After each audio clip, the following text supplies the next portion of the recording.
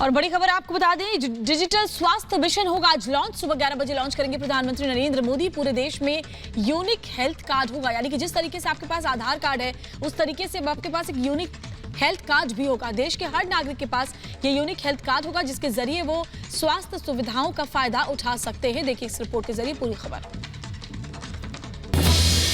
प्रधानमंत्री नरेंद्र मोदी आज प्रधानमंत्री डिजिटल स्वास्थ्य मिशन को लॉन्च करेंगे। आधार की तरह यूनिक हेल्थ कार्ड बनेगा। पीएम डीएचएम का लक्ष्य टेक्नोलॉजी के माध्यम से भारत में हेल्थ सर्विसेज में सुधार लाना है।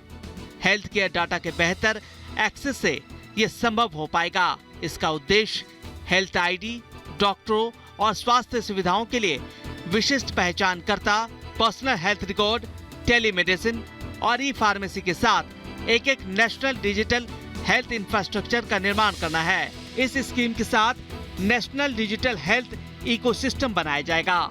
इसके लिए बहुत सारे डेटा की जरूरत होगी। स्वास्थ्य से संबंधित गोपनीय निजी रखी जाएगी। इंफॉर्मेशन और इंफ्रास्ट्रक्चर सर्विसेज इंटरऑपरेबल स्टैंडर्ड आधारित डिजिटल सिस्टम के माध्यम से ये संभव हो पाएगा। डिजिटल स्वास्थ्य मिशन से मरीजों को काफी मदद मिलेगी।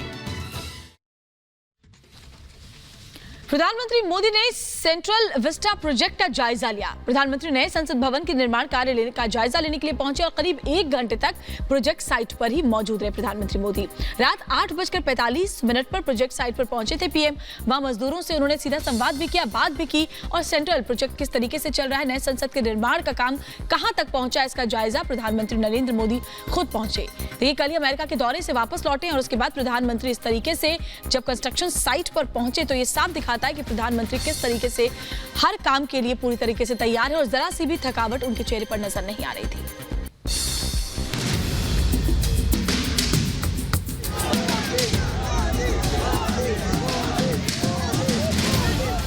अमेरिका के 3 दिनों के दौरे से स्वदेश वापसी के बाद पीएम मोदी एक बार फिर से एक्शन में हैं। कल रात पीएम मोदी अचानक सेंट्रल विस्टा प्रोजेक्ट की साइट पर पहुंच गए।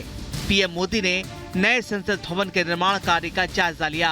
प्रधानमंत्री रविवार की रात करीब 8:45 पर निर्माण स्थल पर पहुंचे और तकरीबन 1 घंटे तक निर्माण कार्य की जानकारी ली। इस दौरान सुरक्षा मानकों का ध्यान रखते हुए पीएम मोदी ने सिर पर हेलमेट भी पहन रखा था। ये पहला मौका था जब पीएम मोदी ने नए संसद भवन के निर्माण स्थल पर पहुंचे थे। सबसे खास बात ये थी कि पीएम मोदी के इस दौरे की जानकारी किसी को नहीं थी। निर्माण स्थल पर पहुंचने के बाद प्रधानमंत्री ने वहां काम कर रहे मजदूरों से भी बातचीत की। तस्वीरों में आप साफ देख सकते हैं कि पीएम मोदी ने कैसे वहां काम कर रहे मजदूरों से उनका हाल जाना। इसके बाद पीएम मोदी ने काम की देखरेख कर रहे अधिकारियों से भी बात की। प्रधानमंत्री नरेंद्र मोदी ने 10 दिसंबर को इस परियोजना की आधारशिला रखी थी। सेंट्रल विस्टा प्रोजेक्ट का निर्माण कार्य टाटा प्रोजेक्ट्स लिमिटेड कर रही है। नए संसद भवन के निर्माण में लगभग 1000 करोड़ रुपए का खर्च आएगा।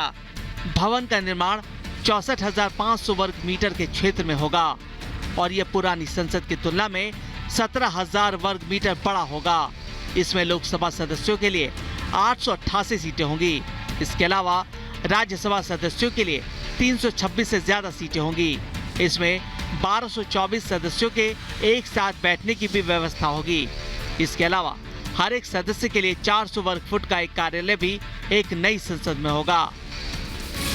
सेंट्रल विस्टा प्रोजेक्ट का निर्माण 2022 में देश के 75वें स्वतंत्रता दिवस तक पूरे होने की उम्मीद है। मोदी सरकार 2022 का मानसून सत्र नए संसद भवन में करना चाहती है।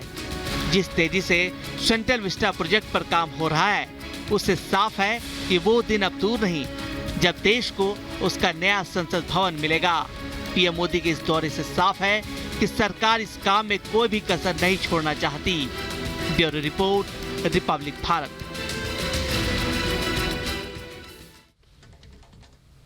तालिबान अब कोशिश ये कर रहा है